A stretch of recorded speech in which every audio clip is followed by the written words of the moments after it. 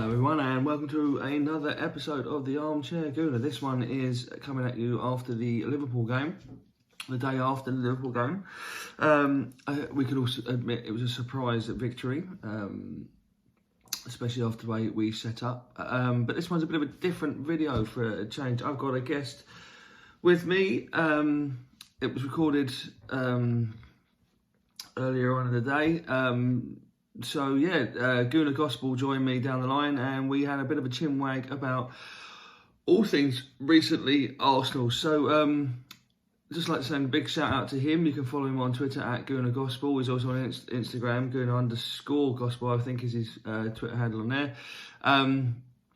Follow him and follow him on YouTube as he gets his new channel underway. So click like, share and subscribe on all his videos and stuff. Top fella, top chat, and it really made a change to be able to chew the fat with someone live. I hope you enjoy it. Cheers. All right. Yeah. So, what happened? What happened there? We got a result. And a result not just against one of the top six teams, but against the top of the top six teams. Do you know what I mean? It's just... I don't think there was anyone watching last night that wasn't expecting Arsenal to get absolutely spanked left, right, and centre. Was there? Do you know what I mean? Wasn't lying. Yeah. Listen, the whole thing is, I looked at it and I was thinking, either we're gonna go into this and get absolutely mauled, maybe 4-1, 5-1, or I thought maybe we could come out of it maybe with a draw, but I didn't see us winning. No, I jokingly said after the Spurs game, one of my mates messaged me and I said, "Oh, you watch, we'll go and win 3-0 against Liverpool now." And as a joke, I said that's what Arsenal do, isn't it? And then when we went 1-0 down, I was like, "Oh God, it's going to be a long evening." Do you know what I mean? Yes. Because the way the goal, I think the way they scored that goal so easily. When they cut through us, didn't they? Unbelievable. Yeah.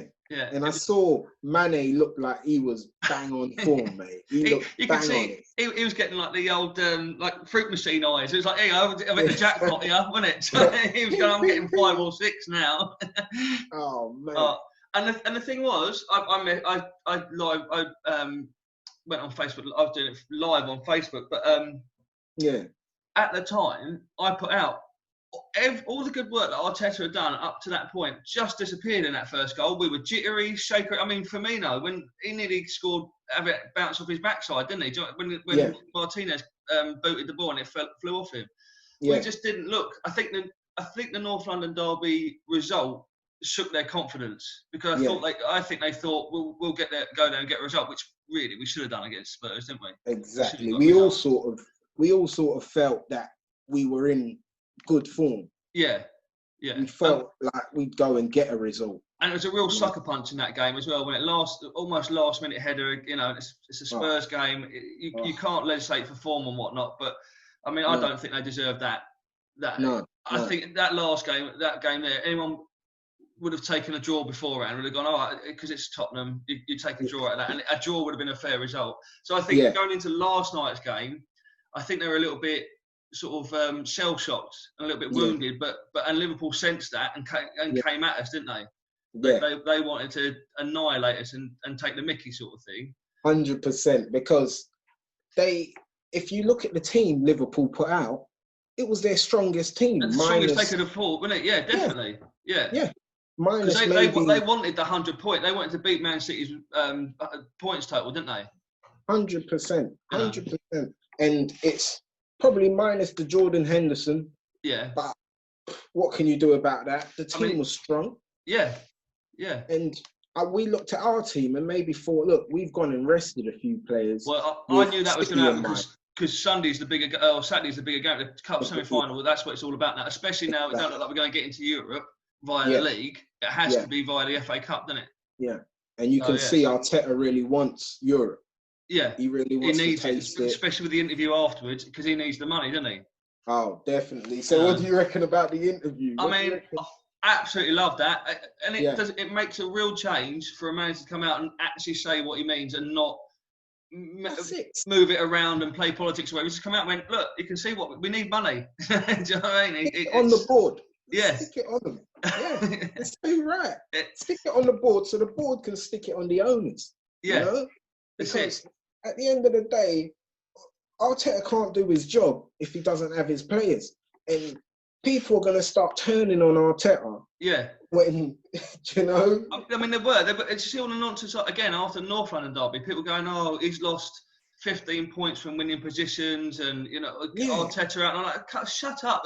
If you can't see the changes that this guy's made throughout the club, like I said before, these players couldn't even pass to each other under Emery. Do you know what I mean? And he's got us. Yeah. We're not conceding goals. We're not even conceding. I mean, that was a ridiculous thing about last night. The amount of shots and corners and that they had and we didn't concede was ridiculous. But that's happened to us so many times, isn't it? We've battered teams and come away thinking, how the hell have we lost that game? Lost 1-0 or, you know, like, but good for the shoe to be on the other foot. Didn't it feel nice? This is what other people feel like when they played against us. It's a nice feeling. Exactly. And they walk away with the 3 points. Yeah. And we walk away with the bad taste in our mouth. Now and people screaming for our manager. Do you know what I mean? Yeah. Do you know what I mean? It's ridiculous. Yeah. So it was quite nice to get that. Someone said, "Oh, you've just Mourinho'd Liverpool." I was like, "Yeah, I'm happy with that."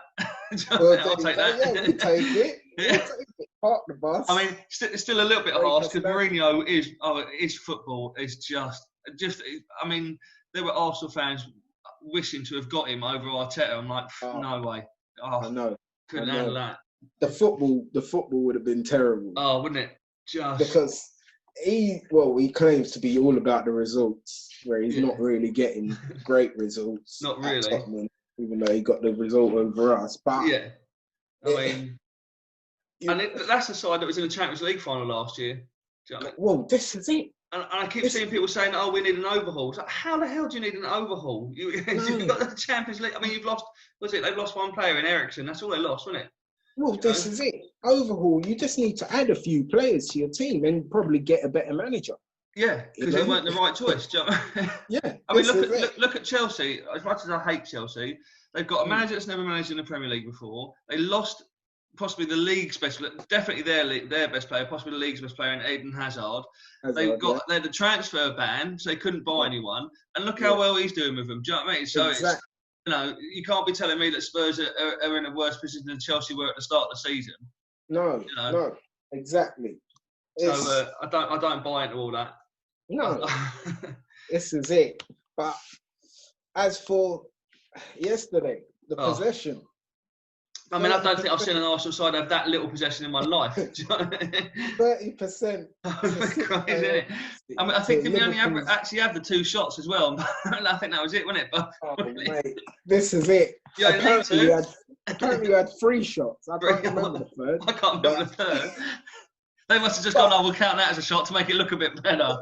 It make us feel a bit better, mate. But we've got Lacazette. I love that pressing, the high press. I love that because it shows that you really want the ball. Doesn't it? Yeah. It puts defence under pressure. It puts the keeper under pressure. That's what teams do to us all the time. That's what they do because they know that Luiz and Mustafi go to pieces. That's the first time last night that someone's pressured Van Dijk properly, and he fell apart. He didn't know what to do with the ball, and that's why they conceded the second goal. Started crying about he was being pulled. Oh yeah, giving it all that, mate. Come on, you're supposed to be this big rock hard defender, and Reece Nelson's pushing you off the ball. The Premier League's strongest and biggest defender. Yeah, man. And you've got a 20-year-old kid pushing you off the ball. Come on. No, it was lovely. It was. Yeah, I tell you what, as well. It didn't get as much. I watched Match of the Day last night. It didn't get much mention. Emi Martinez. Absolutely superb goal. And that save right at the end from Trent Alexander-Arnold, how he got to that and kept it, it would have been a draw because that was flying in, mate. That was absolutely flying in. That's what I wanted to get onto next. That whole Emi Martinez thing. Yeah. And, my take on it, and unpopular opinion, I'm actually happy with Emi Martinez over Leno. Yeah. I won't sugarcoat it because I know I'm going to have sort of a lot of backlash with other gunners about it because I know we all love Leno.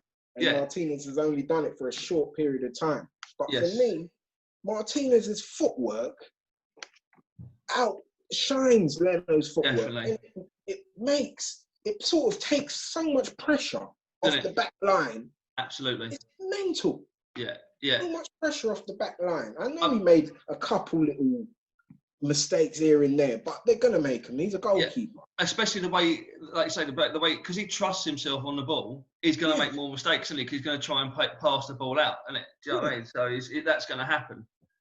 And the problem I've got sort of with Leno, and it's nothing to do with his shot stopping. His shot stopping superb. His shot stopping superb. Yeah, that's exactly what he is, a shot stopper, isn't it? But the problem with him is because he don't get the ball out quick enough, he invites pressure onto us. Yes. Which puts Luiz and Mustafi under even more pressure, where he only wants to go side to side, right to left. He never wants to go long.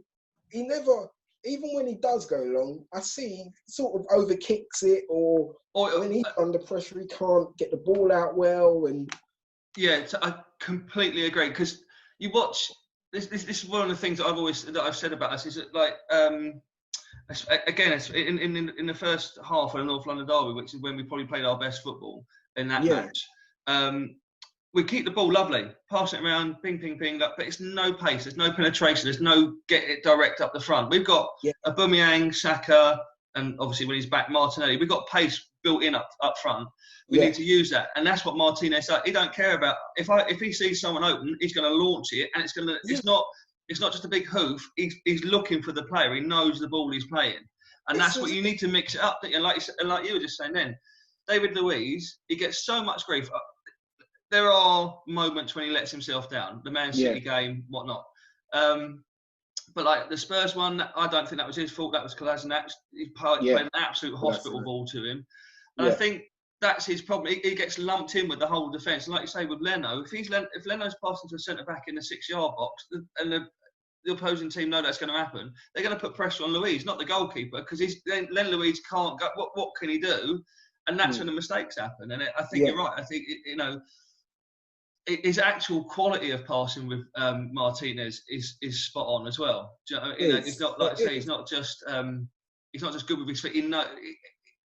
He doesn't get lucky. Like I remember when Lehmann was in goal, when he used to for a while he stopped taking goal kicks because he just couldn't get the power behind him. So someone else would take them for him, and that's a bit like that with Leno. I think. I don't think when he does launch it, he can't get much further than the halfway line. No, and when he does, it's not as accurate. It's not as accurate, yeah. And I think that like the whole Martinez thing, it goes under the radar. Yeah. You know, like I think a lot of us, we don't look at it that much. You don't really look at the goal. You look at defence, but you don't really look at what the goalkeeper's doing, do you?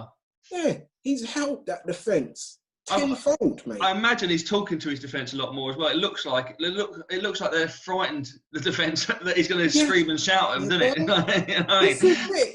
I'm loving it. I'm absolutely loving Martinez. And the good thing is we have got two quality goalkeepers. You think how long we had to suffer with Almunia and Fabianski and Ospina, do you know what I mean?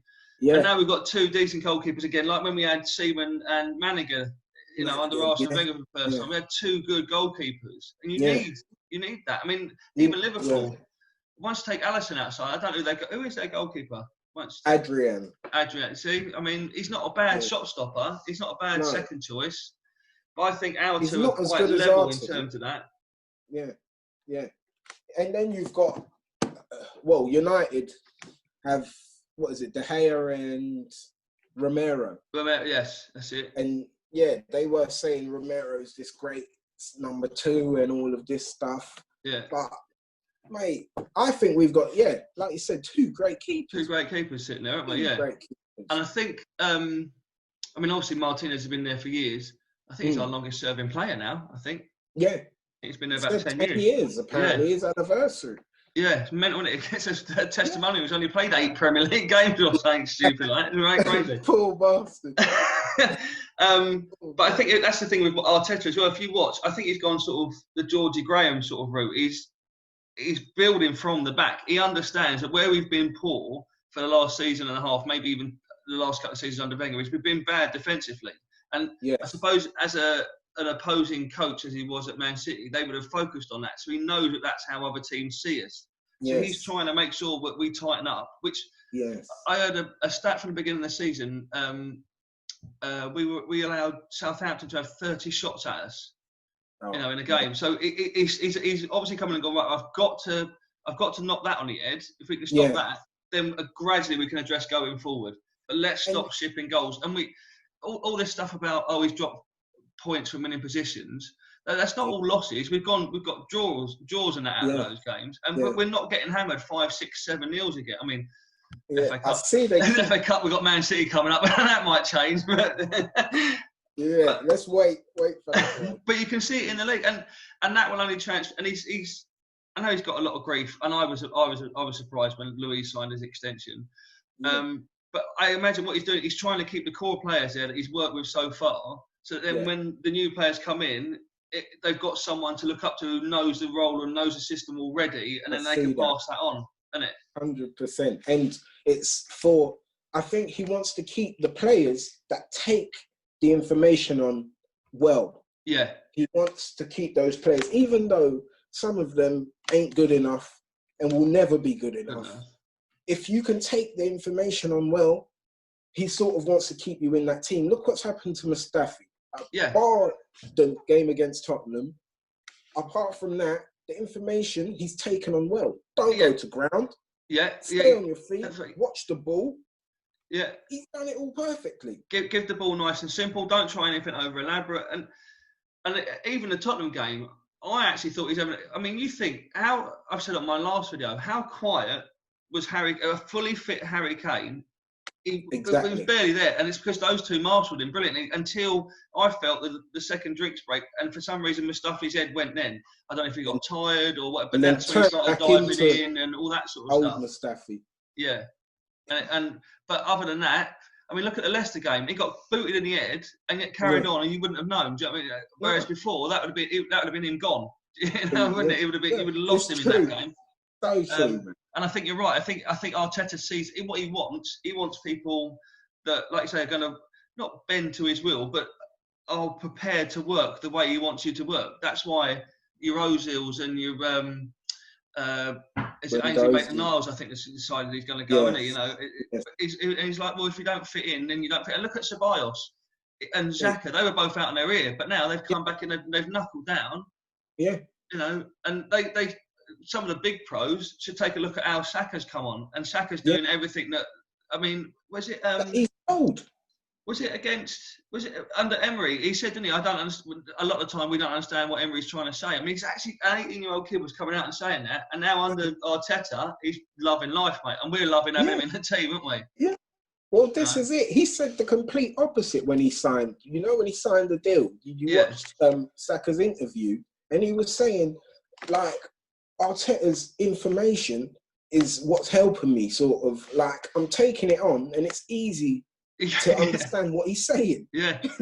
and it puts it out there on the pitch, doesn't it? But suddenly I'm like, oh, that he said that would happen. You know. Yeah, and it happened. And Arteta said the same thing exactly about him. Yeah. He retains information and does exactly what I say. And it makes life so much easier, doesn't it? He's the boss, you know. Arteta's the boss. Do what he says. And that's where Guendouzi's gone wrong, man. He's tried to battle against him, and you're not going to win. And the problem is that even if Guendouzi came up and said, "Look, hands up, I was wrong, I got it wrong. I'm going to knuckle down," Arteta can't really give in to that because he would look weak then, wouldn't he? Even still, he's got to. And I think he's using him now as an example, saying, "Look, if you cross me, that's it. You're gone. You're training on your own, mate." Yeah. You don't see him over there. You want to be with him? No. Yeah. As they're promoting 15-year-old kids in front of him, that's your fault, that isn't it? But I'm happy with that because people know where they stand. And look at Lacazette, you know, top draw player. He's knuckled down. Suddenly started scoring goals again because he's working hard for the team, and he knows he's got to stick. He knows he's got to do it because he's not guaranteed a shirt anymore. He's got to work for it. That's it. Perfect. That's who I wanted to go on to next with you, John, about Lacazette. Yeah. I feel like he's actually a big game player. Yeah. Because if you look at his record and some of the teams he scored against, these are big teams. Yeah, he doesn't do it against a small fry, strangely enough, does he? This is it. All the stick he got at the beginning and halfway through the season. Yeah. If we do look at his record, he doesn't shy away from those big games. No. He gets the goals against the Cities. He gets the goals against the Liverpools, the Tottenhams. He gets the goals against these big six. Yeah, it's like he's got it in his. It's like it's his mindset, and it was like, I'm going to show you how good I am. I'm going to do it. Yeah. It don't matter if I score against Southampton. That's Southampton. But if I can do it against Liverpool, Spurs, and City, then people are going to notice. Exactly. And he's knuckled down a lot. Yeah. He's knuckled down a lot. Like I think he's like he's Arteta's version of Aguero at City when Pep came in, because Aguero had to really change his style of football to get back, because Aguero was like, I'm bringing in Jesus, he's my boy. I love him, and he's going to be. And then Aguero was like, well, I'm going to knuckle down, do the work, and you can't drop Aguero again now, can you? And I think that's what Lacazette's. He's gone, hang on, I've got to work for this now. Especially with Pepe and Saka and Martinelli, you've got three young kids there. Because Aubameyang's going to start, isn't he? So that's a given shirt. So you're like, crikey, I've got to put some effort in to stay in this team now. Well, this is it. Isn't it? He has to be scoring 20 goals a season not to be dropped. Yeah. Or you've got to work your socks off and bring everyone else into the team and play like an Alan Smith style role. Where you're the hold up man, which I actually think he would be brilliant at. Back to goal, playing Aubameyang in. If you're going to play he's not going to play 4-4-2. But I reckon that would be a good pairing. Lacazette and Aubameyang as a two up front would be wicked.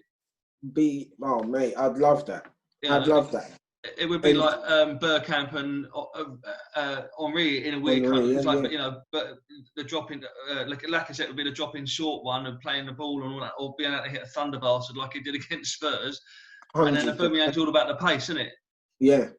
I think, as well, the formation we're playing, three at the back, I think that is not going to be Arteta's set formation. I don't think it is either. I think he's working with what he's got, isn't he? Exactly. I think he's gone and he's looked at it and said, this is the personnel and this is what I have to play for now. I want to play four at the back, but I don't have two good centre-backs. Yes. Or two really good or decent centre backs. Yeah, so or even one that I can really trust and one that we can, you know what I mean? Because that's why he's playing Kolasinac there, isn't it? Because he's just using what he's got how he can. Because you can't drop Tierney. No. I mean, that boy he's an Arsenal captain in the future, mate. Do you know what I mean? I absolutely love him. Yeah. And because he's another one, he just gets his job done. He's not about flash. He's not about that. He's just, you know what I mean? You know what I mean? You know what I love is delivery. Innit? 9 times out of 10, it's going to hit that front post. So if Aubameyang, Lacazette, Eddie Nketiah, whoever is attacking that front post, they could get at least 10 goals from Tierney. Because they know it's coming, don't they? It's coming. And he always beats the first man there. Innit? Yeah. Love it. And how long's it been since we've had someone that can actually put a ball in like that? It's been a long time, man. Ashley Cole. Dread to say his name. But Ashley Cole. I know, man. What am I doing? Yeah, man. I heard something the other day, weirdly enough, actually, about Pepe. They reckon that they're going to move him inside and he's going to take the Ozil role. So Ozil will go and he'll play number 10. Yeah. Well, I thought about that during the season. I was thinking, how would Pepe deal with sort of being the attacking mid? I'm not sure. I want to see it. I'd like to see it. Because for me, Pepe as a winger don't get his head up enough. He doesn't, and I haven't really seen enough of him, and not in terms of how many minutes he's played, but I haven't seen enough of his dead. His free kicks are great, but I haven't seen. Yes. I don't see him crossing the ball very often. I don't recall a cross coming in from Pepe going, that was a banger. But what you do see is he's got those really quick feet that I think sometimes his feet are working without his brain knowing what they're doing. It's just instinct with him, isn't it? So I think if you had that in the middle, if he don't know what he's doing, what the hell are the people trying to tackle him going to do? And I think that would cause a lot of space in the middle of the park, which is where we struggle, isn't it? Do you know what I mean? It gets very congested, especially when you're playing 5 across the middle now. If that is going to be his preferred formation. And I can't see Ozil getting back in this side. As much as I loved him as a player, I think he's done at Arsenal now. And for some reason, it's like when Pepe gets the ball, he doesn't want to sprint. Have you noticed? He picks it up and he sort of slows down. You're right, actually. Now you mention it, So maybe that centre mid role, centre attacking mid, might be good for him because you don't have to sprint a lot in that role. Yeah. You know, like as long as you're tracking back and doing the hard work, that's your job is really to create. Yeah. So you can take on a player and maybe spread the ball out to your left or your right. Yeah. And if you're doing that, and if you've got a Tierney or a Cedric or even a Bellerin out there, then you're going to be, if you can play the ball that's going to get them in behind and get a decent cross in, that's got to be better than being the one that gets the ball played to you and then doesn't beat the first defender. Because that's what a lot of Saka's balls, a lot of Pepe's balls do. They don't beat the first defender, do they? No.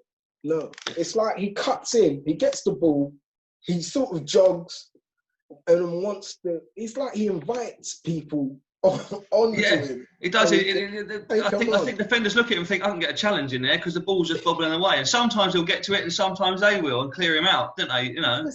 He reminds me of that kid in school. You know, that kid in school that was the best footballer in school. And he's like, yeah, come on, I'll take on the whole playground. Like, come. No, mate, you've got a match to win. Don't worry about all of that. Everyone else is standing there like that while he's got 7 players around and he's trying to dribble all around there like that. Like, sometimes I think if he had a burst of pace, like, you know, Aubameyang's burst of pace, or Saka's burst of pace, or Tierney's burst of pace, if he had that about him, he'd be one-on-one with a goalkeeper at least twice a match. There was that one game, again, ironically, it was against Liverpool, where he became the first attacker to roast Van Dijk. Do you remember? It's like 16 dribbles past him. He's got it in him, but I think, like you said, I think what it is with him, I think he likes to get the ball, stop, and then try and go again, rather than like running on to through balls. Because really, like you say, he should. If you're putting a through ball, he should be like lightning. He should be able to roast any defender in the league, but he doesn't seem to be. I don't know if it's up here or if it's, like you say, a way of him. This is how he tries to play is by doing that. I don't know. So maybe that's where Arteta is probably thinking, well, rather than try and coax that into him, let's see if I can get him in the middle of the park where he doesn't need to do that. Yes, and he can create more and the space. And like you say, but being the kid that everyone tries to tackle because he's got all his arms and legs going everywhere, and maybe that will create the space that we need. Come, take me on, left, right, I'll take you on. No, Pep. As long as he doesn't pick the ball up and walk off, we're all right. That's it, mate. That is it. What I want to ask you? What did you think of the Alexander-Arnold tackle compared to Eddie Nketiah? Mate, it was the exact same. Wasn't it? I mean, literally. I think that the not just because I'm biased, but I think the Alexander-Arnold one was actually worse because they were both looking at each other when they were coming in. With Eddie, he was literally just trying to reach for a dropping ball. The ball. Yeah. You know? But I did watch Arteta's press conference after the game. I didn't see it. I didn't see the whole thing. They asked him about that, and he did say he didn't think it was a sending off. Right. He said he was standing right there and saw it. Yeah, and this is the problem.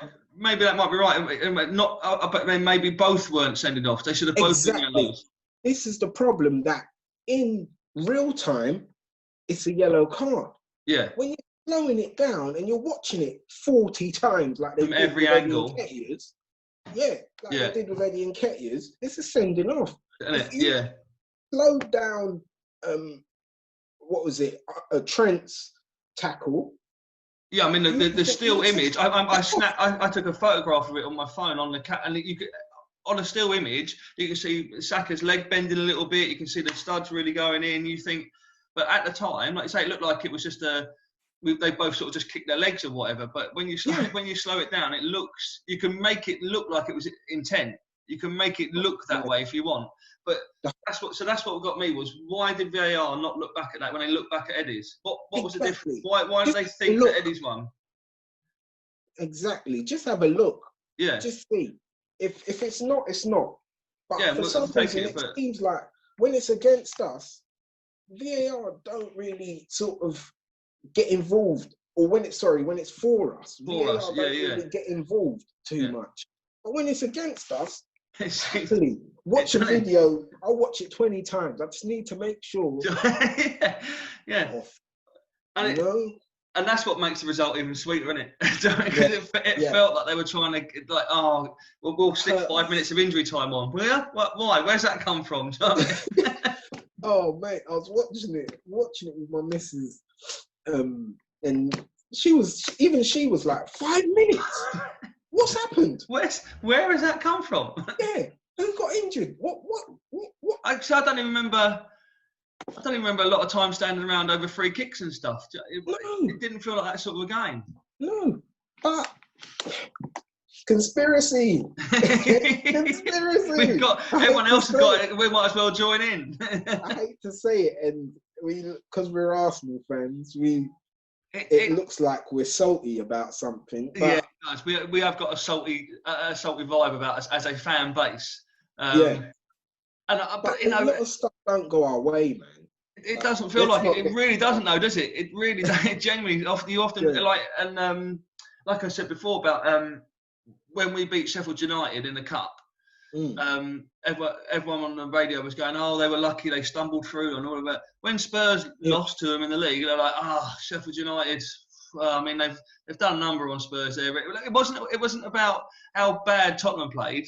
Do you know what I mean? It's like they just got turned over. We won up there. Do you know what I mean? And they were criticising our win, but not criticising them for the loss.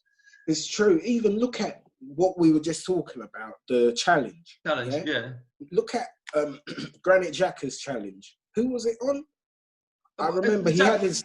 Right near the end. Was that when he got his leg? He was sort of on the floor rubbing his leg. Was it that challenge? Well, he went in with his studs up, but he was literally sliding on the ground. On the floor. And got the ball, didn't he? He got the ball. Exactly. The commentator was talking about that for about fucking 10 minutes. It was winding me up. I was like, wait, stop talking about it. It's done and dusted. What are you on about? It just don't... But notice the Trent Alexander-Arnold debacle. The commentator, what are we talking about that? I don't even remember it being flagged up on Match of the Day. Well, they did a little bit, didn't they? At the end, Match of the Day said, even Gary Lineker said... I haven't watched it yet. Oh, yeah, well, Gary Lineker says, I can't see the difference between him and Nketiah. It's basically what they say. But they don't really go into it in great detail. But to try and sort of fluff us and say, the little, all right, Arsenal, there you go. Do you know what I mean, isn't it? Oh, so sweet. All right. Yesterday, who was your man of the match then? Man of the match yesterday. That's a good one. Of the match? I would actually give it, I think, to just for like keeping us in. I would give it to Emi Martinez. Yeah. 8 saves, I think he made. Yeah, and like I say, that one right at the end, how he managed to reach it. And I know, like I said, the thing with Bobby Firmino, where he nearly conceded the goal right at the beginning. But I just thought there were times when the ball was pinballing around in our area, and he would get his hand to it. You know, he stopped Salah a couple of times. The save from Trent Alexander at the end was worth it. You know, that's man of the match. Definitely. But how about you? For me, I'd probably do the same, man. I'd probably go for the same. I'd go for him. I did like Rob Holding's performance. Again, I love a bit of Rob. Yeah. I did like his performance. He was a little bit shaky at times, but he hasn't played. Exactly. And he's being pitched up against the best 3 forwards in the league, because they've won the league, so they're the best 3 up there, aren't they? And he's having to go up straight into it. I love that scene when he took out Mane. I love that. He just came from nowhere. Have you seen my picture on Instagram when there's the picture of Rob standing over him like that, and I've got the Ali one over the top of it as well. It's amazing. It's just bro. Mane's looking at it like, he's like, what? Get up. I loved it because, do you know what? Van Dijk would have done that. Let's say Van Dijk would have done that to a Lacazette or something, and they would have been raging about, yes, you see, that's why he's the best defender. And he's cleared him out. He's left. He knows that Lacazette knows he's there now, doesn't he? And all that would have been all that, wouldn't it? Yeah. Rob Holding, come on, bruv. I loved it, and I hope he's worked his way into that team for Saturday. He's earning his shirt, definitely. What I'm looking forward to as well, I completely forgot about this. We've got Saliba coming over as well. Yes. That's going to be interesting how he fits into this, because it could be that it's Saliba, Mustafi and Luiz. That would be weird. You've got someone that's never played in the Premier League before against the two players that are considered not good enough. It's going to be interesting. I don't see, if Rob can keep injury free and keep working as hard as he is, he's going to displace Mustafi. I think he'll be the one to make way. Yeah, because I would be sad about that. You've got with the three, I think Arteta on the left side of the three, he likes a left-footed player. Yeah, and that's where he's got Pablo Mari. Yeah, he got him as well. Yeah, see. Not sure when he's back. No. I know Arteta does like a left-footed centre back, he had at City with Laporte. Yes. Because it gives you another dimension with that left-footed centre back because they can always go cross-field. Yeah. You know? Yeah. Like sort of out to the right wing. And they're not trying to switch it on to their other foot the whole time or trying to kick the wrong way or whatever, aren't they? You know, they should already be in the right position. Yeah. This is it. And I think Pablo Mari will probably be his go-to on that left side. I completely forgot we'd had him, and we've signed him for a permanent contract, haven't we? Yeah. What do you reckon I think they've dropped the price now. They're talking about 22 mil for Ceballos. If you asked me that 2-3 weeks ago, I'd have said no. Yeah. But I'm actually enjoying him. I think for 20 mil, if we can get him for 2022, I reckon you've got a decent player, especially in the current, the current market. We don't know what the actual market's going to look like after coronavirus, do we? But I reckon 20 mil for a player that's made a difference to us now. Yeah. You know, that is knuckled down and playing. I reckon if we can get him for 20, I reckon that's a decent bet, that. Because for me, I felt like he can create, but for me it was his tracking back and stuff. And now I'm seeing he's winning balls, and he's sort of tenacious in that midfield. He's sort of showing a side of him that I can create, do the fancy stuff, and I'm not. He's not trying to put a foot in, is he? No. And I'm enjoying him. He's proper sort of swayed me, man. And the good thing about him as well is I think part of it as well. Obviously, with what we're going to do, he doesn't have to. There's not that challenge for the shirt from within there now. It's going to be, because before he came in, it was sort of those two were fighting for the same place, weren't they? Guendouzi and Ceballos, and now he's sort of seen him off a bit. He goes, and the redemption of Granit Xhaka. Do you know what I mean? Like I said before, 6 weeks ago, the geezer was never going to play for the club again, and now he's at the heart of the midfield. We need him. And you notice when he's not there, and all the people. I've been a massive detractor of him, but you've got to give him props. He's come back in. He's doing what he's doing, isn't he? 100%, mate. Like Torreira as well. See, I love Torreira, but I can't see him getting in the side ahead of either of those two. Now that's the problem. This is the difficult thing, but it's different courses, isn't it? I think with Torreira, because he's not a creator, he's a battler. Yeah, he's literally a CDM, isn't he? Pitbull. Yeah, isn't he? You throw him on, and he will go into every challenge. No half-heartedness about it. 100%. You're getting. He's on everyone. And I love that about Torreira, but he's not as creative as a Ceballos. That's the trouble, isn't it? Yeah, and that's what you need in that. But then if he's playing the two, he might be able to offset Ceballos with the Torreira. Maybe he might do that. Maybe Xhaka is out of the way anyway. Maybe it's all pre-planned and it's true. It's true. You just don't know, do you? We don't know about Xhaka yet. We're not sort of. Could be why he's relaxed, because he knows he's not going to be there next season. It's true. He's playing good football because he's I don't care. So what do you reckon about Europa League and you reckon, can we make it in our last remaining game?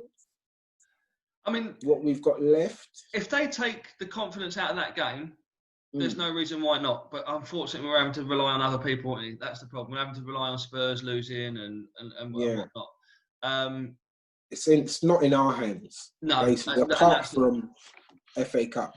Yeah, and I've got a sneaky suspicion. We might just do the FA Cup. I've got a really weird, just something there nagging at the back. I think Man City might just. They've got Champions League now, so they don't need to worry about going for the Europa League. You know, in terms of getting banned and whatnot. You know, so they definitely. So they might have you think they might have one eye sort of away from. They've still got to play Real Madrid and stuff, haven't they? So I think they might go for that. I think they might just take their foot off the gas for this one. Yeah. Well, that's what we're hoping. That's what we're hoping. It'll be a good game. It'll be a good game if nothing else. And again, if we play like we did, if we do what we did yesterday, I'll be happy with that. I don't mind getting battered for 90 minutes if we win 1-0. Do you know what I mean? I'll take that. Aubameyang. I'd love that. Giving it all that on the back of the shirt. Oh, mate, I'd love it.